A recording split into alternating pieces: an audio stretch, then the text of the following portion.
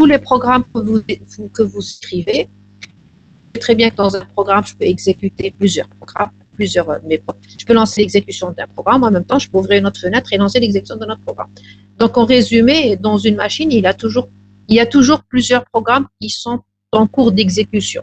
Alors, comment est-ce que ces programmes sont complètement indépendants? Est-ce qu'il y a un échange entre ces programmes? C'est ce qu'on va voir dans le chapitre. Là, Oui. Par contre, le son se coupe. Oui. Le son se coupe? D'accord. Je vais... Oui, le son se Ça coupe. doit être la connexion. Ça doit être là. C'est peut-être la connexion. Alors, parce que je suis restée chez moi à cause de la connexion, qui est meilleure normalement. Alors, je reprends. Juste, je vous dis, un chapitre très important, c'est le système d'interruption. Le système d'interruption, partie du système d'exploitation, c'est une partie de base, c'est très, très, très importante. Et c'est grâce au système d'interruption que tous mes programmes sont exécutés. Une interruption, c'est quand on parle de l'interruption d'un programme. Un programme étant, vous exécutez le programme de calcul du salaire et il y a quelque chose qui vient l'interrompre, arrêter son exécution et on le relance. Et vous allez voir que cette interruption est capitale, est très importante pour que je puisse vraiment exécuter mes programmes. Bon, pas trop s'attarder sur ça. Et après, donc, on a parlé de la communication interprocessus. Ça veut dire que, si je consulte ma machine, je vais trouver qu'il y a plusieurs programmes qui sont en cours d'exécution. Le programme qui m'affiche le Word, il y a le programme qui m'affiche l'Internet Explorer, et il y a mon programme de calcul du salaire. Tous ces programmes en exécution, c'est des processus. Et est-ce qu'il y a aucun échange entre ces programmes, ces processus? Est-ce qu'il y a un échange? C'est ce qu'on va voir dans le chapitre 5 normal.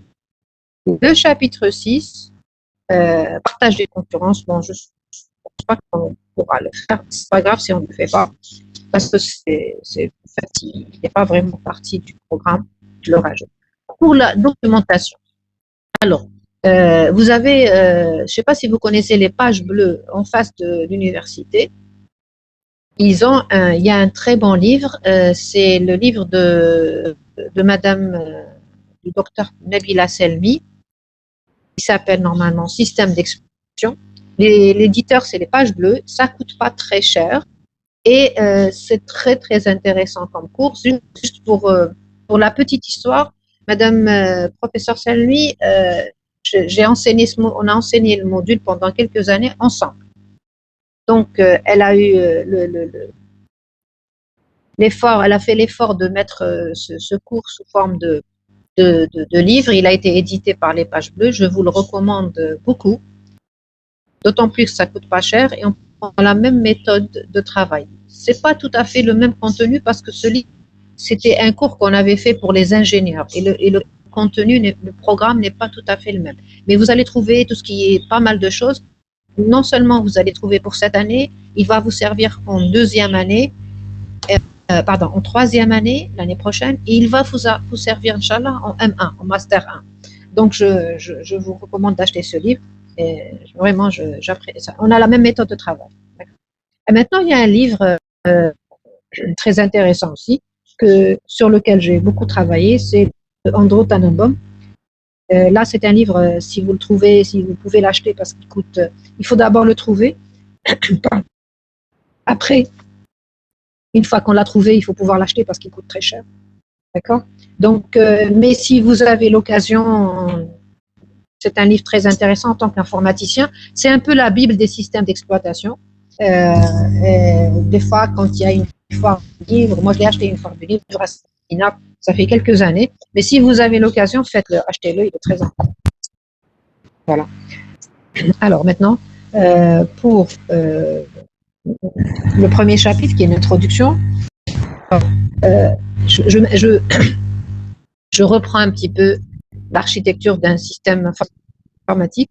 Donc, qu'est-ce qui m'intéresse dans ce système informatique? C'est qu'il y a, en tant que système d'exploitation, ce qui nous intéresse, c'est que le système va avoir affaire à un élément qu'on appelle machine, une configuration qui comporte une unité centrale. Cette unité centrale, qu'est-ce qui m'intéresse dans cette unité centrale? C'est qu'il y a une unité arithmétique et logique. Ceci, vous le connaissez, vous le connaissez, vous avez fait architecture, vous avez fait en première année quand même, vous avez dû voir tout ça. Ce qui m'intéresse, c'est qu'il y a une unité arithmétique et logique, il y a des registres, il y a une unité de commande. L'unité de commande, c'est elle, vous savez, qui organise tout le fonctionnement de tous ces éléments hardware. C'est des composants électroniques, des composants hard. Il y a aussi une mémoire centrale, donc la RAM. Il y a aussi des périphériques. Les périphériques, on peut trouver le disque dur, l'imprimante, etc. Voilà, ça c'est important pour nous parce que nous allons travailler sur ces éléments-là. D'accord? On va travailler sur ces éléments. Donc je vois des gens qui partagent aussi, qui ont trouvé un lien vers Tannenbaum, c'est très bien. Et vous pouvez trouver des versions craquées ou des versions gratuites, ça serait bien. C'est bien d'apprendre à vous partager les documents, c'est très bien. Alors, pour l'objectif d'un système d'exploitation ou une définition, un système d'exploitation, en fait, il faut d'abord comprendre que c'est un ensemble de ressources. J'ai principalement deux catégories de ressources. Et les ressources physiques, d'accord? Les ressources physiques, c'est quoi? C'est ce qu'on vient de voir. Le processeur, il y a la mémoire centrale pour stocker les données, et le processeur, en fait, c'est, on a vu ici, c'est l'unité centrale. Il y a les mémoires secondaires. Les mémoires secondaires, c'est votre USB, votre CD, le disque dur, le disque externe, tout ça, c'est des mémoires secondaires. Il y a des périphériques entrée-sortie. Et il y a des périphériques. Parmi les périphériques internes, ce qui m'intéressera beaucoup, c'est l'horloge. Pourquoi? Parce que c'est un périphérique interne. L'horloge, elle va synchroniser tout le fonctionnement. D'ailleurs, c'est elle qui vous donne même une cadence, qui définit même la vitesse du processeur. C'est en fonction de l'horloge. L'horloge, à chaque top horloge, à chaque unité horloge, si vous voulez, la machine est capable d'exécuter une opération élémentaire. Donc, toutes les unités de l'horloge vont être plus mon système d'exploitation va être rapide. D'accord? Alors, il y a aussi toutes les ressources, donc il y a les ressources physiques, de voir, et il y a aussi les ressources dites logiques ou logicielles. Les ressources logiques ou logicielles, c'est quoi? C'est ce qu'on appelle, par exemple, il y a les processus. C'est quoi le processus? C'est votre programme. Votre programme, une entité. Votre programme, au départ, il est dans un fichier. Une fois il est au fichier, quand vous l'exécutez, c'est une entité en mode d'exécution. Et après, on va voir c'est quoi ce programme qui est en train de s'exécuter. C'est quoi? À la limite, quand on l'a tapé, il est dans un fichier. Le fichier contient le programme. Maintenant, le processus en cours d'exécution, c'est quoi? On va essayer de voir comment il est représenté. Parce que c'est une entité logique. On peut dire aussi que c'est une entité virtuelle. D'accord? Aussi, toutes les bibliothèques partagées. Vous avez vu, par exemple, les bibliothèques du C, puisque vous avez fait beaucoup du C. D'accord? Donc, aussi, on va dire, si on arrive à des définitions, en fait, un système d'exploitation, c'est un ensemble de programmes. Ça, c'est la définition technique. C'est-à-dire quand vous achetez une machine, on vous donne un CD, on vous dit, voilà, c'est Windows. C'est quoi ce Windows? En fait, c'est un ensemble de programmes. C'est le système d'exploitation. Le système d'exploitation, c'est un ensemble de programmes. On dit aussi un ensemble de modules. C'est un ensemble de programmes. Et pourquoi c'est un ensemble de programmes? Gérer toute une machine, faire tourner, faire marcher une machine, donner l'impression qu'on est intelligent, que la machine est intelligente, exécuter des programmes, tout cela nécessite pas mal de programmation. C'est complexe. D'accord?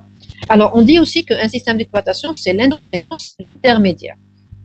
Moi, j'aime bien ça, c'est l'intermédiaire entre le matériel, ça veut dire entre cette inerte, ce métal, et le système informatique. C'est-à-dire quoi? L'application. C'est-à-dire que vous connaissez bien aujourd'hui les applications. Les applications, vous savez très bien les exécuter. Maintenant, vous devez savoir comment c'est vous qui allez apprendre à les faire exécuter pour les autres. D'accord?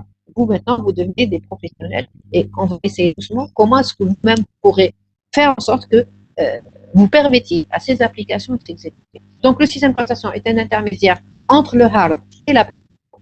Je peux dire aussi, puisque l'application qui la lance, c'est un utilisateur, c'est un programmeur qui va lancer, qui va demander l'exécution de l'application, eh bien, le système d'exploitation est intermédiaire entre le hardware et l'application, entre l'utilisateur et le hardware. Au bout de l'application, il y a l'utilisateur. D'accord? On dit aussi souvent que le système d'exploitation soulage l'utilisateur du détail du matériel. Pourquoi est-ce qu'on dit ceci? Si vous revenez historiquement, si vous revenez 30 ans en arrière, le système d'exploitation qu'on avait 30 ans en arrière n'a rien à voir avec les systèmes d'exploitation d'aujourd'hui. C'est-à-dire qu'il y a 30 ans en arrière, les systèmes d'exploitation étaient dédiés, étaient faits pour des profs, pour des informaticiens, pour des personnes qui connaissaient très bien l'informatique. Et le système d'exploitation leur demandait beaucoup de connaissances, leur demandait beaucoup d'efforts. Et donc, monsieur n'importe qui, monsieur quelconque ne pouvait pas utiliser un système d'exploitation. Ça lui demandait toute une carrière pour pouvoir s'exercer. Aujourd'hui, nos grands-mères, qui elles sont analphabètes, elles arrivent souvent à utiliser ces machines parce qu'il y a eu un effort immense de la part des informaticiens, des programmeurs, pour que ce système d'exploitation soit banalisé, c'est-à-dire qu'il soit accessible à tout le monde, même ceux qui ne sont pas informaticiens, même ceux qui n'ont pas un niveau très important d'études, etc. Donc, il soulage l'utilisateur. Si vous revenez vers les années 80, utiliser un système d'exploitation, il fallait vraiment un informaticien, très bon informaticien. Voilà, c'était pas tout le monde. Alors, est-ce que c'est bon jusque-là? Donc, en juste définition assez générale. C'est bon? Alors, maintenant, on va essayer de voir sur cette machine, sur ce bout de métal que j'ai en face de moi. À la base, c'est un ensemble de métaux, d'accord, qui sont inertes. Et donc, si vous regardez ici, vous allez voir qu'il y a des couches physiques. Attendez, je vais juste me perruche parce que ça me dérange. Attendez.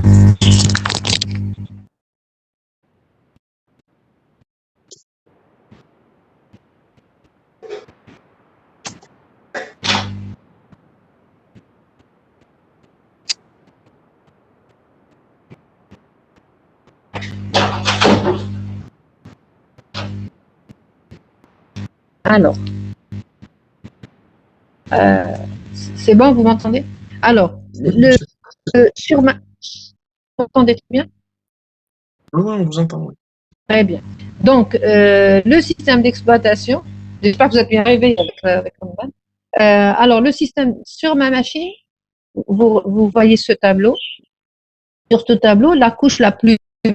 On a un mécanisme qui est en couche. La couche la plus basse, c'est la machine physique, c'est-à-dire la machine nue sans rien d'autre. D'accord?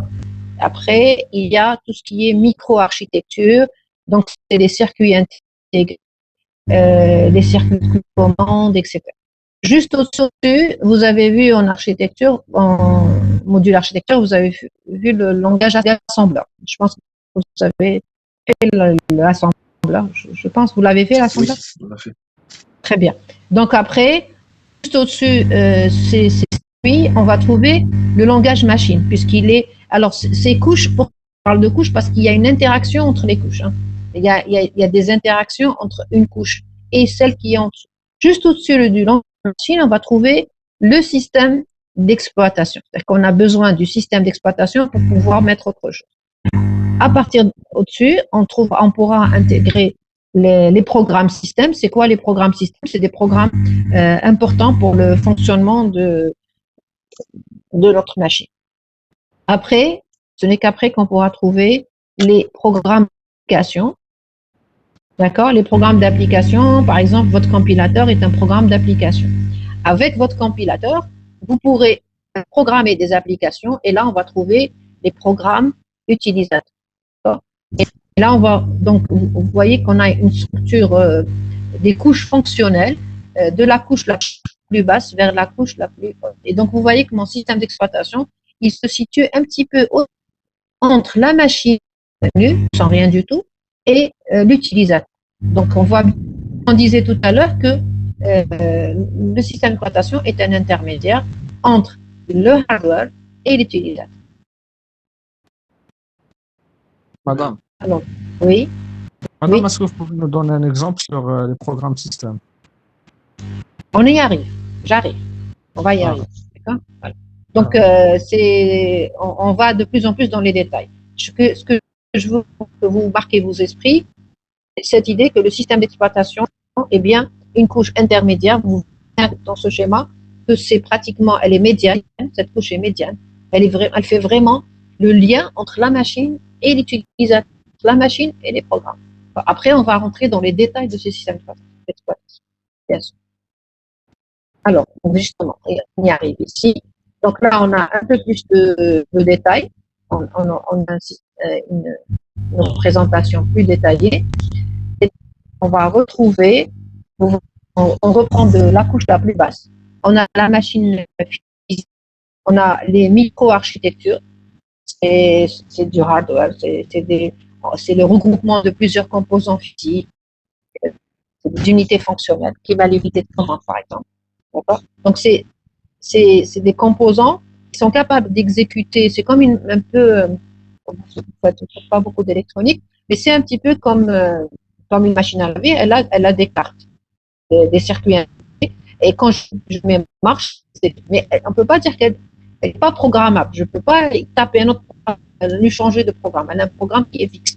C'est comme un circuit, vous appuyez et elle a été programmée, elle sait faire une chose, et il y a un de tâches. C'est ça la micro-architecture.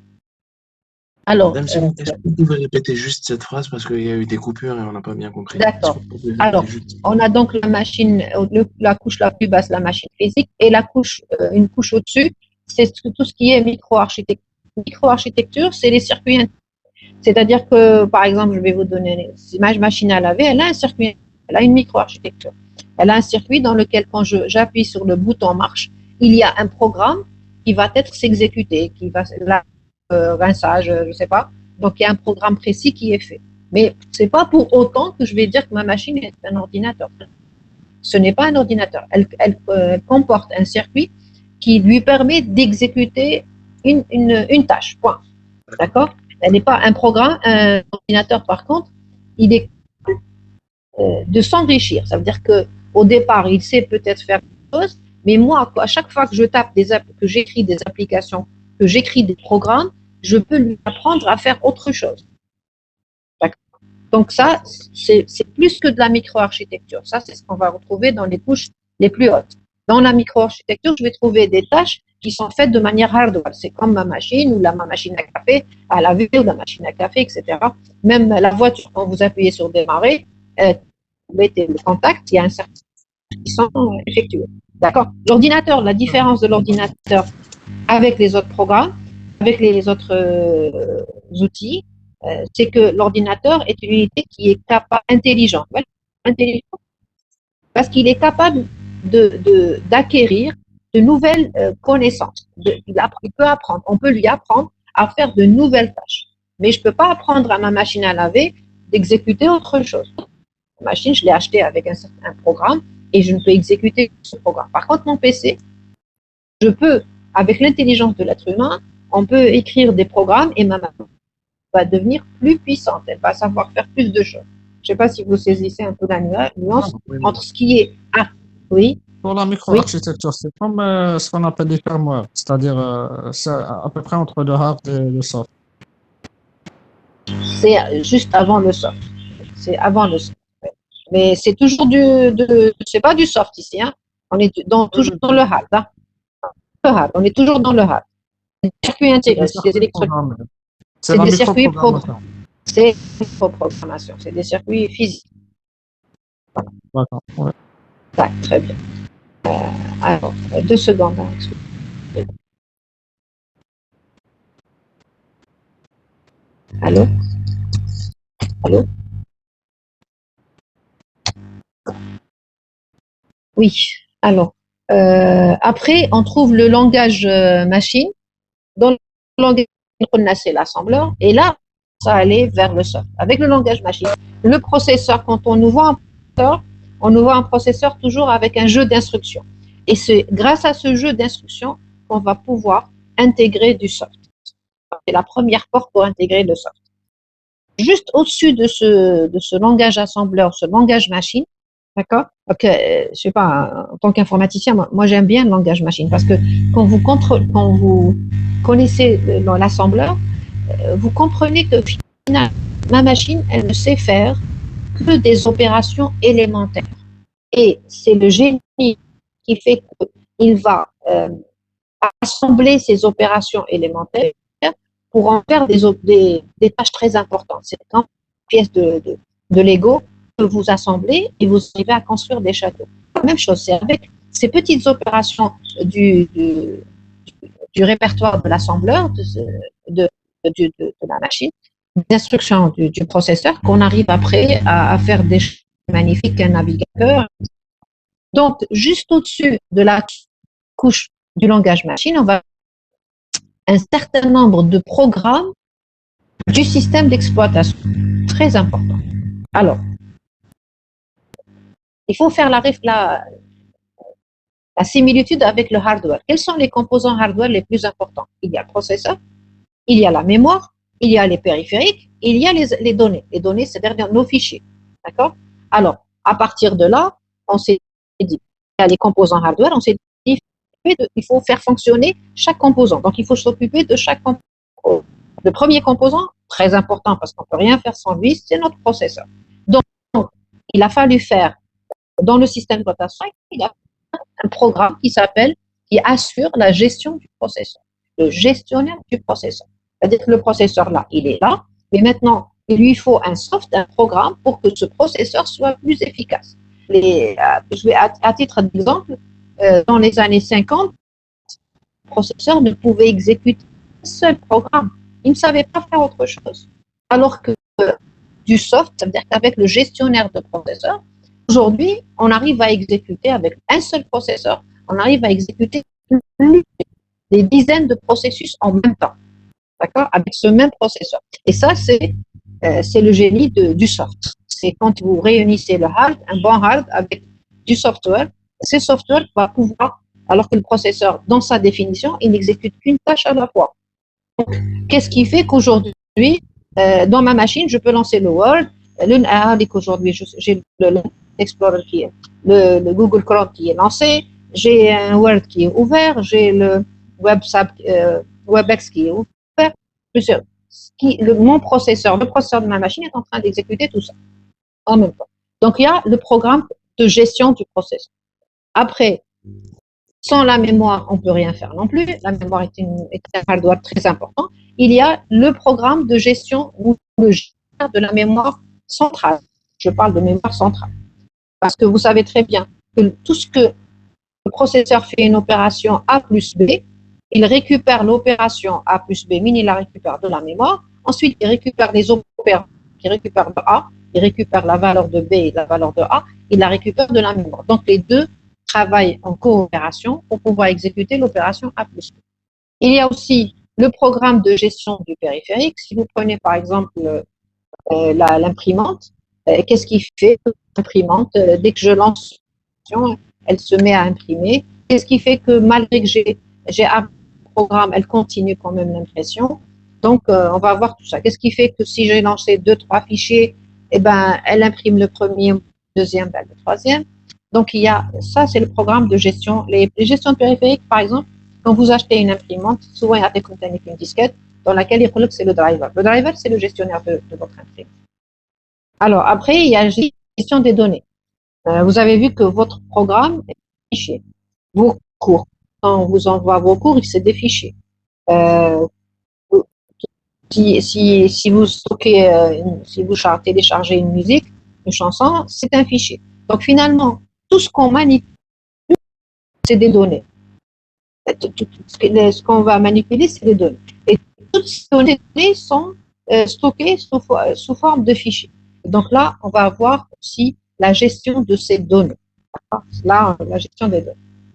Donc, c'est pour ça qu'on dit qu'un système d'exploitation, gestion des ressources physiques, ça veut dire que si demain je vais rajouter, je sais pas, on va inventer une autre ressource.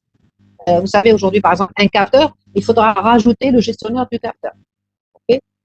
Très bien. Donc, ça, c'est le système d'exploitation. Au-dessus, on va trouver les programmes systèmes. C'est ce qu'on avait dit tout à l'heure. Donc, vous avez, dans les programmes systèmes, c'est pas limité. Vous avez, par exemple, l'assembleur. C'est un programme système. Vous avez les programmes de mise au point, quand l'interprète, et vous avez l'éditeur de liens, le chargeur. Le compilateur est un programme système aussi. C'est bon? Alors, programme d'application. Les programmes d'application sont le Word, l'Excel, le navigateur, etc. Et après, on va trouver le programme utilisable. Madame, Oui. c'est quoi l'éditeur de lien et le mise au point? Je voulais que vous fassiez pas attention, mais bon, vous êtes plus fort que moi. Alors, c'est quelque chose qu'on doit voir à la fin du chapitre. Hein. Alors, le compilateur, ce qu'il fait, il vérifie que votre programme ne comporte. En fait, aujourd'hui, vous savez pas, parce que moi, qui a fait quand j'étais étudiante, je voyais très bien ce que c'était qu'un compilateur, un interpréteur et un éditeur de liens. Le compilateur, par définition, c'est un programme qui va vérifier que ce que vous avez tapé comme programme, que votre programme est correct, est écrit correctement. Parce que si vous n'écrivez pas correctement, l'ordinateur ne pourra pas comprendre ce que vous avez écrit. Si par exemple, vous mettez if, vous mettez pas, si vous mettez par exemple if, vous mettez for, vous mettez pas la parenthèse juste après pour mettre votre condition, ça c'est une erreur. Si vous mettez affectation et vous mettez en fait, il y a deux types d'erreurs qu'on peut faire. Il y a les erreurs syntaxiques, et donc c'est quand vous ne respectez pas la syntaxe d'une instruction. Si on vous dit que if, il faut mettre juste après le if parenthèse, il faut le faire. Le compilateur, si vous ne le mettez pas, il va le détecter. Il y a aussi les erreurs sémantiques. C'est par exemple, vous avez un entier et vous voulez lui affecter un réel. D'accord? Si vous avez un entier et vous voulez lui affecter un réel, dans ce cas-là, c'est une erreur. On ne peut pas affecter un réel à un entier. 2 minutes, vous m'excusez, 2 minutes, je m'interromps 2 minutes.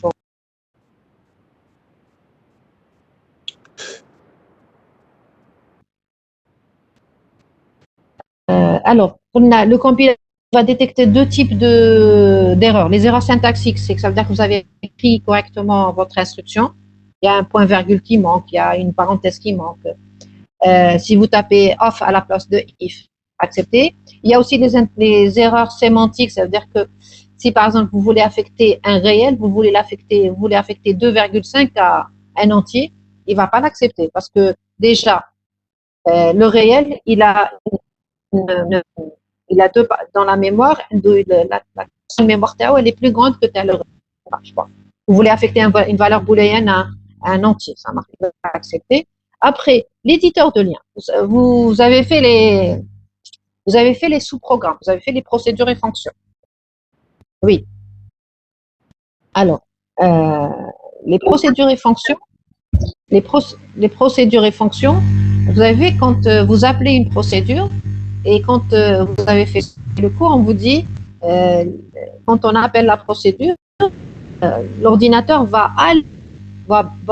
faire un jump, va se brancher à la procédure, va l'exécuter et quand il termine, il revient. D'accord? Bon, tout moi, vous avez écrit appel, j'appelle la procédure A. Qui a expliqué? Qu'est-ce qui fait que cet ordinateur s'est branché à la procédure et quand il arrive à la fin, il fait, c'est un peu go to revenir. Eh bien, c'est toujours. La pile, madame, non? Il y a la pile. Mais la pile, c'est pour les données. La pile, c'est pour les certains nombres. Mais en plus, il y a justement, même ce qui dit qu'il faut empiler. Qui a dit qu'il faut empiler? Tout moi, dans votre programme, vous ne l'avez pas écrit. Vous avez dit j'appelle. Qui a dit j'empile sur la pile? Qui a dit je me branche pour exécuter le code de la procédure? C'est un certain nombre d'opérations qui sont rajoutées dans votre programme. C'est pour ça que quand vous compilez, il y a la version exécutable qui est générée. Parce que la version exécutable, ça n'a rien à voir avec ce que vous avez écrit. C'est ce que vous avez écrit, mais d'une autre manière, dans un langage que la machine comprend, avec des choses en plus. Par exemple, le fait de dire je dois empiler, je vais faire tel code, celui de A et non pas celui de la procédure B, et quand j'arrive à la fin, je reviens à quelle adresse ou là je dépile, tout ceci est fait par l'éditeur de lien. D'accord?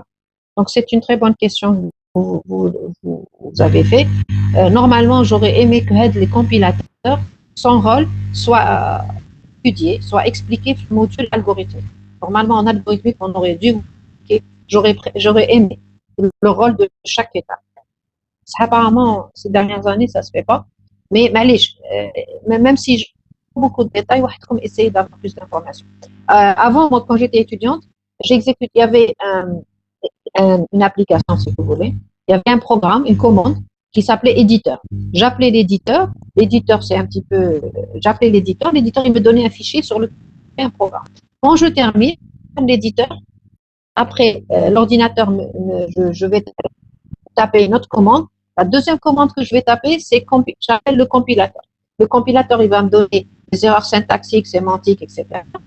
Quand j'aurai corrigé mes erreurs, quand mon programme n'a plus d'erreurs ni syntaxiques ni sémantiques, il y avait une troisième commande que j'appelais l'édition, une commande qui allait faire cette édition de lien. Et quand je tapais la commande édition de lien, s'il n'y avait pas d'erreur, par exemple, si j'avais pas une procédure qui n'est pas définie, d'accord, ou si j'avais pas oublié d'initialiser une fonction, donc quand l'éditeur de lien il me dit c'est correct, il n'y a pas d'erreur, il me génère le fichier exécutable. Et alors je vais appeler une autre commande run, et c'est alors que je vais exécuter le programme. Donc, je devais utiliser 4 commandes pour pouvoir exécuter un programme. Aujourd'hui, l'évolution vous a trop simplifié. Pourquoi moi je dis ça? Parce que pour un informaticien, on apprend plus quand il y a plus de détails à avoir. Alors qu'avec les compilateurs aujourd'hui, vous voyez pas trop les détails. Mais bon, vous pouvez. Aujourd'hui, il y a toutes ces étapes qui sont faites, éditeur, édition, compilation, édition de lien, le run dans un même application que vous appelez compilateur global. Voilà. Après, voilà. Donc, est-ce qu'il y a d'autres questions? C'est bon? Si c'est bon. Madame, j'ai une question. Oui. Allez-y. Madame, concernant le dernier système de l'utilisateur, vous pouvez nous donner des exemples? Dernier système. Le système utilisateur. Quelle partie? L'utilisateur. Ah, c'est pas un système. Ah, c'est vous et moi, c'est les programmes utilisateurs. C'est tous les programmes que nous tapons.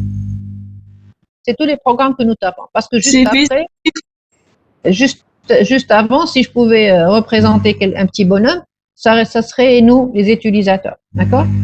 Si je pouvais représenter, je suis pas très forte en dommage, parce que j'ai l'habitude d'utiliser un tableau. En fait, ici, juste ici, à ce niveau-là, on va trouver l'utilisateur. Regardez, d'habitude au tableau, je dessine. Il y a l'utilisateur qui va taper le programme qui va utiliser l'éditeur de texte pour taper le programme, l'Excel, etc. Après, il va appeler le compilateur. Une fois que c'est compilé, je vais appeler le système d'exploitation pour exécuter mes programmes. Le système d'exploitation va faire appel au langage parce que la machine ne comprend pas l'assembleur.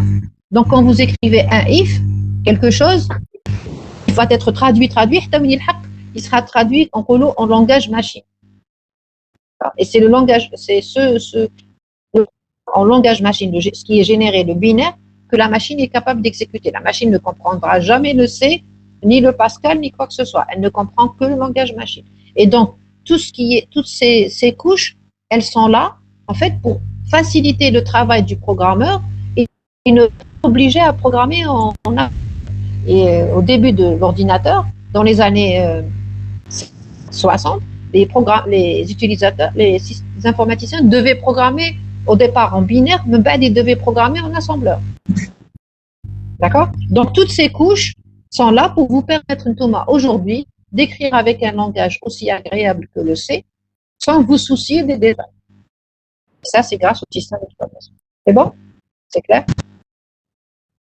D'accord, merci. Alors, il y a aussi, il y a une terminologie que je veux aussi attirer votre attention. Souvent, quand on parle de système d'exploitation, on parle de couche haute, d'accord, et de couche basse. Tout simplement, la couche basse, c'est elle qu'on appelle le noyau du système d'exploitation. Ce sont quand je dis couche, c'est un ensemble de programmes. Parce que là, on a un programme de gestion du processeur, un programme de gestion de la mémoire, etc. Donc, c'est un ensemble de programmes. Alors, le noyau, tous les programmes, tous les modules ou les programmes qui sont en relation directe avec le hard, qui vont directement travailler avec le hard. D'ailleurs, généralement, les programmes, ils font au langage machine. Ils sont écrits en langage machine. Là, c'est le noyau. C'est le noyau du système d'exploitation. Une fois qu'on a, par exemple, le processeur, on a le programme qui va le gérer, qui va lui permettre de travailler, parce que sans ce petit programme, le processeur, il n'est pas capable d'exécuter le programme. Ça, ça fait partie de la mémoire. Si on met pas ce premier programme qui va lui permettre de stocker, de nous restituer des données, ça ne jouera pas le rôle de mémoire. Ces programmes de base très importants constituent ce qu'on appelle le système de noyau du système d'exploitation et ils sont très proches du matériel. Après, au-dessus du noyau, c'est assez libre. Ça veut dire qu'aujourd'hui, j'ai un noyau, je peux demain rajouter encore d'autres facilités.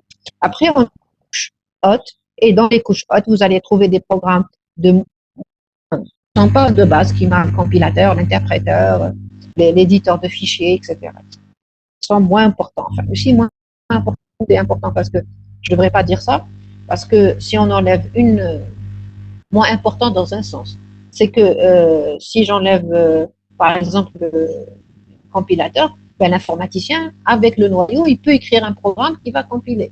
D'accord? Mais le noyau est très important. Ça va être difficile de s'en passer. Il y a le système, il y a toujours le noyau, couche basse, qui est très proche du matériel, il dépend du matériel, et la haute, qui est moins dépendante du matériel. Dans la couche haute, on va trouver souvent des programmes qui peuvent s'appliquer à différents systèmes d'exploitation. Ça veut dire un système d'exploitation unique, j'ai un système d'exploitation Windows. Chacun, il a son noyau, ils sont très différents. Donc, on peut avoir dans la couche haute un programme qui pourrait aller, par exemple, je dis, unique sur Windows. Par contre, les couches basses, non. On est très dépendant du matériel. Plus on descend vers les couches basses, plus on est dépendant du matériel. On va voir une autre image aussi de ce fonctionnement en couche ou en oignon. J'aime bien cette façon de représenter aussi. Vous avez donc vraiment une forme d'oignon en couche. Vous allez avoir la machine, vous allez avoir la machine, c'est-à-dire les composants hard. Au-dessus, on peut s'imaginer, le plus important, c'est la gestion du processeur. Au-dessus de la gestion du processeur, vous avez le programme de gestion de la mémoire. Après, le programme de gestion du processus. Et si vous regardez gestion des processus, on va comprendre pourquoi on a mis le processeur et la mémoire avant. Parce que pour exécuter un processus, il me faut que le processeur fonctionne. Pour exécuter le processus, on va stocker ses instructions. Donc, j'ai besoin de la mémoire. Au-dessus des processus, j'ai tous les programmes de gestion des périphériques. Et enfin, je vais trouver tous les programmes, les modules qui vont gérer l'information. Par exemple, un système de gestion de fichiers. Vous avez vu, vous avez des répertoires, vous pouvez consulter vos répertoires, vous pouvez déplacer vos fichiers d'un répertoire à un autre. Ce qui est sur ce travail, c'est le programme de gestion de l'information et c'est ce qu'on appelle aussi le système de gestion de fichiers, qu'on aura l'occasion de voir. D'accord? Alors, on va travailler avec Unix. Vous allez découvrir un système magnifique.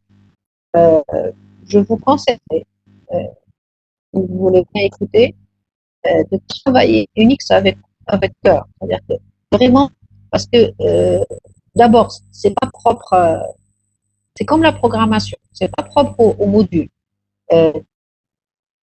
Mais maîtriser le système Unix, c'est tout simplement devenir un bon informaticien. C'est pas juste pour le mot, d'accord? Donc, vous devez, qui m'a la programmation, qui m'a le langage C, Unix, il y a la programmation et il y a le système d'exploitation. Vous devez absolument travailler, un TP, c'est 1 heure ou 1 heure et demie, on vous donne ce qu'on peut vous donner, mais après, l'étudiant doit avoir cette volonté d'apprendre plus, de découvrir, parce que regardez, que ça soit le cours, le TP, en fait, on vous donne juste les bases qui vont vous permettre de vous auto-former. Parce que c'est impossible, c'est ça. C'est ce qui fait qu'aujourd'hui, vous trouvez des personnes qui ont reçu le même cours, le même TP, mais Wahed, il a évolué énormément, et l'autre, il n'a pas évolué beaucoup, parce que dans un TP, un cours, un TD, il y a une tranche horaire très restreinte. Après, c'est la personne elle-même, quand elle a les outils en s'auto-former, cette curiosité, cette envie d'apprendre, la différence entre quelqu'un qui s'est limité à avoir les bases et à chercher à avoir un module et quelqu'un qui a été curieux. Et c'est ça, et c'est là vous allez, il faudrait que vous sachiez, que vous décidiez, vous posez cette question. Qu'est-ce que je veux? Est-ce que je veux avoir le module? Et bon, ça se fait généralement. Est-ce que je veux être compétent une fois que je serai informaticien? Et c'est une question très importante. Qu'est-ce que je veux exactement? Est-ce que je veux juste le module et le diplôme? Est-ce que je veux être un informaticien hyper compétent? Et je vous assure qu'un informaticien très compétent, toutes les portes lui sont ouvertes. Un avenir, toutes les portes, c'est-à-dire qu'une grande réussite l'attend. Par contre, on peut tous avoir un diplôme, mais on n'aura pas les mêmes opportunités. Aujourd'hui, quand vous allez à une entreprise, les étudiants à l'étranger, on leur pose des questions sur Unix, des questions de... Là, ils font la différence entre les gens qui sont compétents et qui sont... Alors, s'il vous plaît, moi, ce que je vous conseille, c'est normal qu'on travaille pour les mêmes, mais j'aimerais qu'il y ait cet esprit de... dans très peu de temps, dans une année, dans 2 ans, vous allez voir, vous allez être en master 2 très très vite. D'accord? Ça va passer très vite. Maintenant, dites-vous, je veux apprendre pour être compétent, pour être un très bon informaticien. Je veux que demain, les gens sages me demandent, que je sois sollicité, que me prendre chez lui, je travaille avec lui. Là, et ça, et comme c'est un métier, enfin, c'est un très beau métier, moi, je pense. Donc, vous allez être gagnant. Et vous allez, je crois que beaucoup d'entre vous, cette stratégie. Donc, travailler pour être compétent. Et travailler pour être compétent, il ne faut pas se limiter au TP, à la séance de TP. Allez au TP, suivez les TP, mais après, il faut vous enrichir. Profitez du temps que vous avez pour vous enrichir. Bon, je reviens, je ferme la parenthèse. D'accord? Oui. J'ai 2 questions concernant le noyau. Oui. La première question, je n'arrive pas à comprendre. Le noyau, c'est lui qui nous aide, même le système d'exploitation, à gérer le processeur. Mais le noyau lui-même, c'est un programme. Donc, il a besoin d'un processeur pour être exécuté. Comment Non, attendez. Le noyau, ce n'est pas un programme. Le noyau, c'est un ensemble de programmes. Oui. Le noyau, c'est un ensemble de programmes. Le noyau, c'est un ensemble de programmes. C'est-à-dire, j'ai compris votre question. On revient ici. Donc, ici, vous dites par exemple processeur, le programme du processeur. Comment il s'exécute? Puisque lui-même, c'est un. D'accord? Mais justement, c'est ce programme de gestion du processeur, il fait 2 parties généralement. Il a fait une partie qui va être écrite en bloc, en langage machine, qui va donner des ordres à ces micro-architectures. Vous voyez juste au-dessous, il y a le noyau, il y a une partie qui est écrite en langage machine, la partie la plus basse, la partie qui est en contact direct avec le processeur, qu'on va écrire dans le machine. Donc le processeur va avoir des ordres avec les instructions machine on a le contenu du processeur. Mais d'accord. Donc ça sera pratiquement des flags des flags sur lesquels on va appuyer pour cette micro-architecture. On va faire fonctionner cette micro-architecture. Et avec cette micro-architecture, après, doucement, on va pouvoir mettre au-dessus une couche supplémentaire qui n'est pas nécessairement écrite en Oui, vous m'entendez? Donc, madame, Oui. Donc, toujours dans le noyau, on a une partie qui ne dépend pas du processeur pour le faire marcher. Et après, lorsqu'on arrive à gérer le processeur, à ce moment-là, on utilise d'autres programmes qui vont faire recours au Vous ne processeur. pouvez pas dire qu'elle, pardon, vous pouvez pas dire qu'elle dépend pas du processeur, attention. Parce que les instructions assembleurs, elles s'exécutent sur quoi? Sur le processeur. Vous Oui, les appelez sur quoi? Sur le processeur. Mais c'est des instructions bien précises. Généralement, le jeu d'instructions, et ben, là, fait une opération, là. Que vous pouvez appeler. Le processeur, il est capable. Vous lui faites, vous appelez add. Quand on vous l'a vendu, vous appelez add, il est capable d'exécuter le add.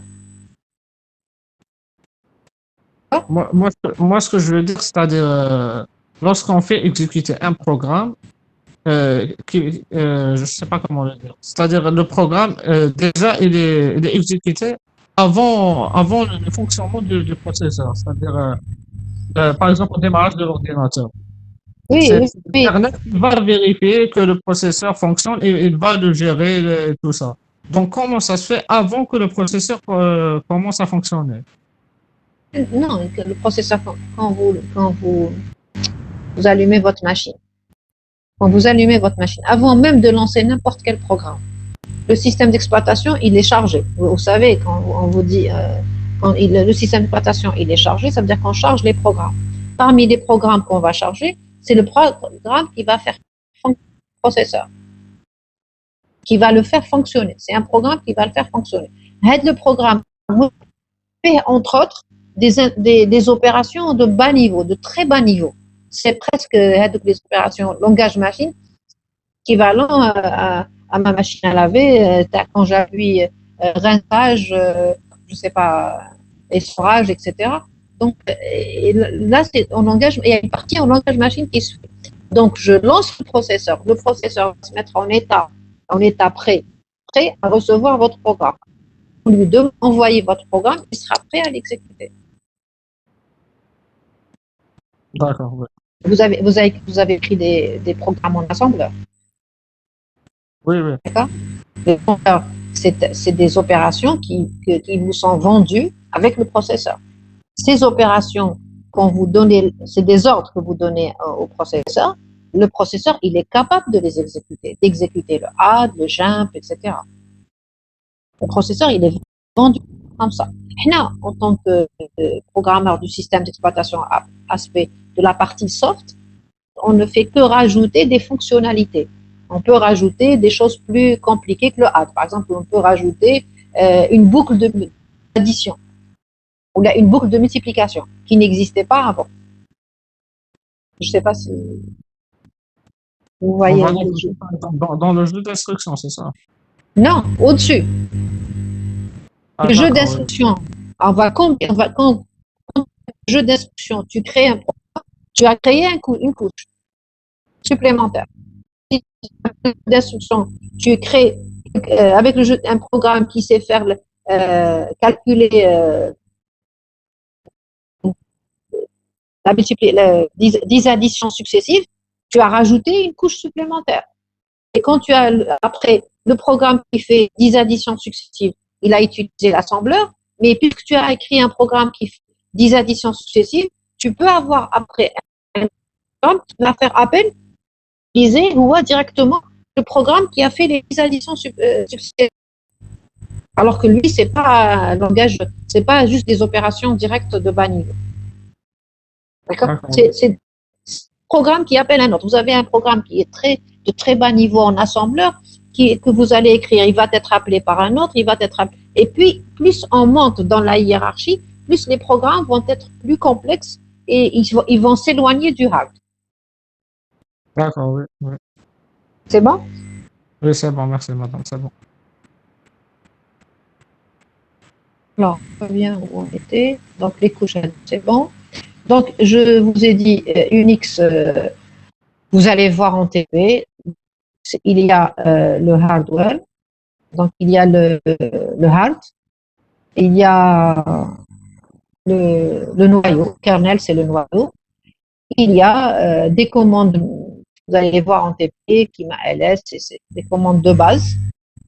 Après, il y a le shell c'est un petit peu, quand vous allez faire le shell, vous aurez l'impression d'écrire des programmes. En fait, on écrit des programmes, on ne va pas écrire des programmes avec le langage C, on va écrire des programmes, des commandes de Unix.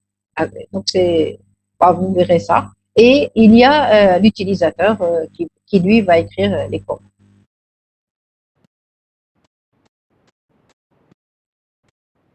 Alors, je ne vais pas insister avec ça. Donc, on peut voir cette de voir Unix. Alors, dans Unix, vous avez, je ne sais pas si vous voyez avec moi, vous avez les applications et les utilisateurs. Vous avez aussi les bibliothèques, d'accord, la bibliothèque. Et là, on a le noyau Unix. Et tout ça, on a le noyau. Dans le noyau, qu'est-ce qu'il y a? Il y a un système de gestion de fichiers. Je vous ai dit tout à l'heure que l'utilisateur utilise des données et les données, c'est sous forme de fichiers. Alors, ce système de gestion de fichiers, il a besoin de... les fichiers sont stockés. Où est-ce qu'ils sont stockés, les fichiers? Les fichiers ne sont pas stockés en mémoire centrale. Les fichiers sont stockés sur des supports, tels que le disque externe, tels que le flash, etc. Il y a une mémoire cache. Je ne vais pas m'arrêter pour dire qu'on va l'avoir un peu plus tard.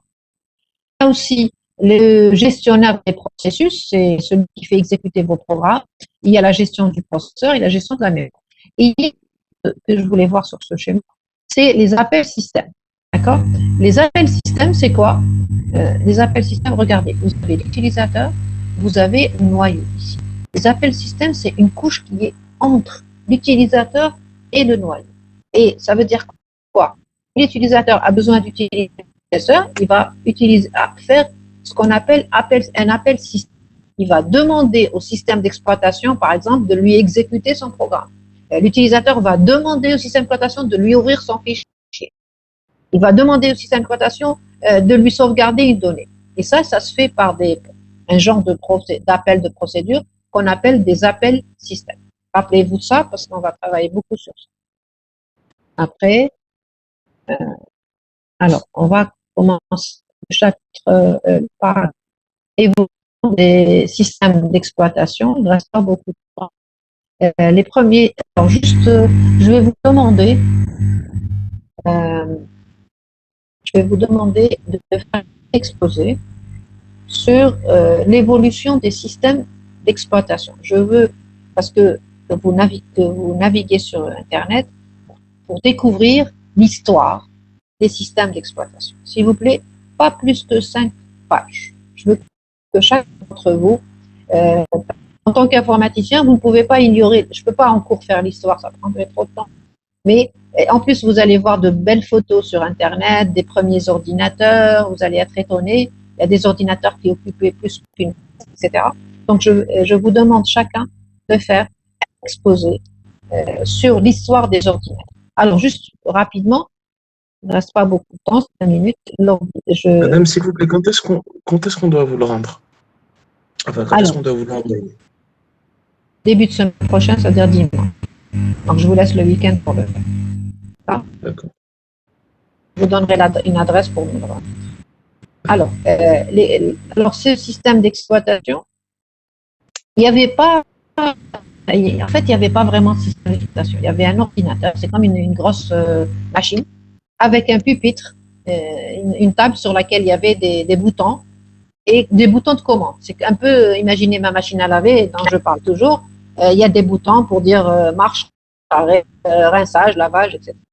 C'est un petit peu la même chose. Et l'utilisateur, il apportait, informaticien, c'est pas n'importe quel utilisateur, il a apporté son programme, et son programme, c'était pas comme aujourd'hui avec un flash ou une unité, il apportait un paquet de cartes, c'était des cartes. Quand vous allez naviguer, vous allez avoir la chance de voir ce paquet de cartes. Vous allez découvrir ce paquet de cartes, comment c'était, comment les informaticiens se baladaient avec des paquets de cartes. Et si jamais le paquet de cartes tombe, donc on perd tout, etc. Parce que ça va se... Et donc ce paquet de cartes était sur ce pupitre et l'ordinateur lisait carte par carte. chaque carte, il y avait pratiquement une instruction et l'ordinateur faisait entrer carte par carte, il exécutait et il imprimait. Cet ordinateur-là n'avait pas la possibilité d'enregistrer le programme.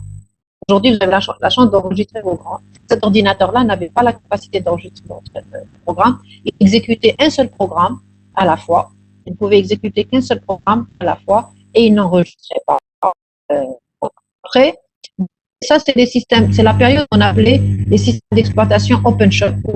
En fait, il y avait pas de système d'exploitation parce qu'il n'y avait rien qui aidait l'utilisateur à exécuter son programme. Il devait déposer son paquet de cartes, il devait appuyer sur un bouton pour dire compiler, appuyer sur un bouton pour dire faites l'édition de lien, appuyer sur un bouton pour dire exécuter, appuyer sur un bouton pour faire sortir les résultats. Donc, il n'y avait pas à l'intérieur de l'ordinateur un programme qu'on appelait système d'exploitation. Il n'y avait que le programme. C'était l'utilisateur qui jouait le rôle, qui donnait les ordres. Donc, c'est intéressant parce que après, vous allez voir l'intérêt. Quand vous allez bien lire ça, vous allez voir l'intérêt, tout ce que nous a apporté le système d'exploitation. Il y a eu une petite évolution. Les systèmes d'exploitation en moniteur. En fait, c'est des systèmes d'exploitation où il n'y avait toujours pas de programme, mais on avait le programme à exécuter et on a rajouté un petit programme qu'on appelle moniteur. Sur le schéma, l'utilisateur, s'il avait deux programmes à exécuter, il devait déposer le premier programme, l'exécuter. Quand il termine, il va ramener le deuxième programme pour l'exécuter. Et là, il y a pas de perte de temps. Alors qu'avec le moniteur, ce qu'on a gagné, c'est qu'avec ce moniteur, c'est que l'utilisateur, s'il avait deux programmes à exécuter, il pouvait les déposer tous les deux. Et c'est ce programme moniteur qui, quand il termine le premier, il lance l'exécution du deuxième. Donc, c'est la première fois dans l'histoire de l'exploitation où il y a eu un petit programme pour aider l'utilisateur à exécuter ses programmes. Rien que le fait de dire, allez, je lance automatiquement l'exécution du deuxième, c'était déjà une aide intéressante. Non seulement une aide intéressante, mais aussi ça permettait d'avoir un système, une machine qui était plus rapide, parce que l'utilisateur il est très lent. Par contre, quand c'est la machine qui lance le deuxième, il y avait moins de pertes. Beaucoup de gens, c'est pas vraiment un système d'exploitation, mais il y a beaucoup d'informations, moi-même, d'informaticiens. En fait, c'est l'ancêtre des systèmes d'exploitation actuels, ce moniteur d'exécution. D'accord? Je crois que le cours se termine à 11h10 normalement. J'essaie de respecter le temps. Si jamais je le respecte, je vous donne l'autorité de me le rappeler. D'accord. Donc, normalement, le cours se termine à 11h10. Donc, je vous dis, Sahaf Torkum, j'espère que vous avez apprécié ce premier cours. Et je vais donc, normalement, vous avez une séance avec Madame Dora de TD. Madame, justement, s'il vous plaît, madame, je voulais vous poser la question. Par rapport au TD, qu'est-ce qu'on peut faire? Je veux dire, on n'a pas vu, on n'est pas encore rentré dans les chapitres. Allez, on ne veut pas perdre de séance. Allez-y, vous allez voir. Vous allez exécuter, vous allez voir comment un ordinateur exécute un programme. Vous avez TD juste après, je crois, ou alors après on a 11h20. 11h20, d'accord. Je vous libère. C'est-à-dire, même si vous ne faites pas grand-chose, mais je ne veux pas perdre de séance. Parce que les séances sont précieuses. Je préfère ne pas perdre de séances et aller normalement, je perdre des séances et après être obligé de faire la course. Surtout que le système d'exploitation, c'est un peu comme Algo. Il faut apprendre doucement. On a besoin d'aller doucement parce que c'est de la conception. D'accord? Donc, allez-y, je vais lui préciser ce que vous allez faire. D'accord? Allez-y. Même si vous ne faites pas toute la séance. Allez, ça à bientôt. Merci, madame.